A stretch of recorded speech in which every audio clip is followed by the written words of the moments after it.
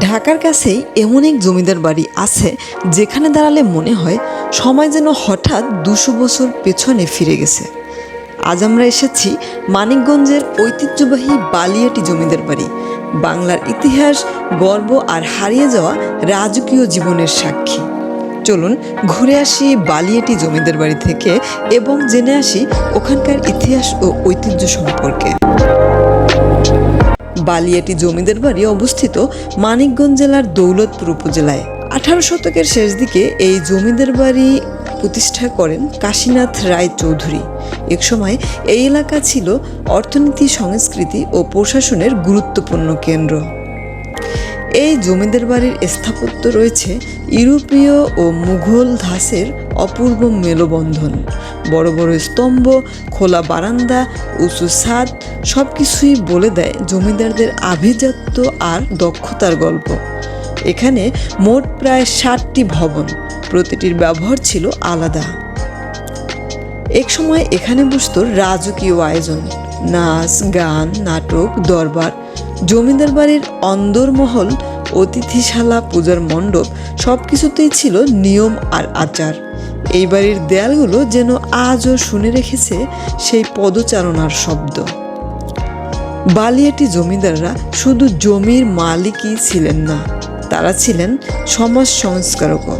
School, মন্দির, রাস্তাঘাট নির্মাণেও ছিল তাদের বড় অবদান।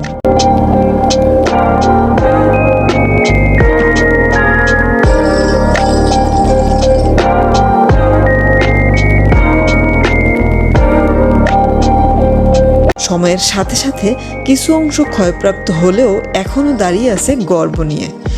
দেশি বিদেশি পর্যটকদের জন্য এটি একটি জনপ্রিয় ঐতিহাসিক স্থান। সকাল থেকে বিকেল পর্যন্ত দর্শনার্থীদের জন্য খোলা থাকে এই জমিদার বাড়ি। সামান্য টিকিট মূল্য দিয়ে ইতিহাস ছুঁয়ে দেখার সুযোগ এখানে। পরিবার বা বন্ধু বান্ধব নিয়ে একদিনের ভ্রমণের জন্য আদর্শ জায়গা।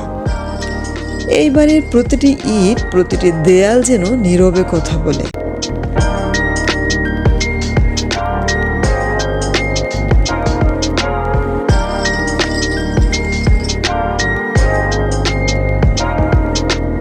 যদি ইতিহাস শুনতে ভালো লাগে তবে এই বালিয়াটি জমিদার বাড়ি আপনাকে নিরাশ করবে না। বাংলার হারিয়ে যাওয়া ঐতিহ্যকে জানতে ও ভালোবাসতে বালিয়াটি জমিদার বাড়ি যেন আমাদের জন্য এক জীবন্ত পাঠশালা।